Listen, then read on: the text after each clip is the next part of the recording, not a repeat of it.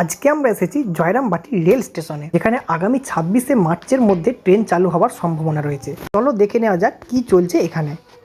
এটাই নতুন Jayrambati rail station.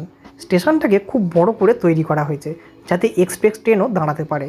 আর সবচেয়ে আকর্ষণীয় হলো এর টিকিট কাউন্টারটি সম্পূর্ণ জয়রামবাটির মন্দিরের আদলে তৈরি করা হয়েছে এবং ছোটোখাটো জিনিসগুলোর দিকেও অনেক খেয়াল রাখা হয়েছে। প্ল্যাটফর্মে জয়রামবাটি স্টেশন লেখা বোর্ড লাগানো হয়ে গেছে, যা এই জায়গার ঐতিহ্যকেই তুলে ধরে। আজ আমরা ভাগ্যক্রমে একটি টেস্ট ট্রেনকেও ঢুকতে দেখলাম। এর পাশাপাশি মাঝে মধ্যে মালগাড়িও এখানে আসছে।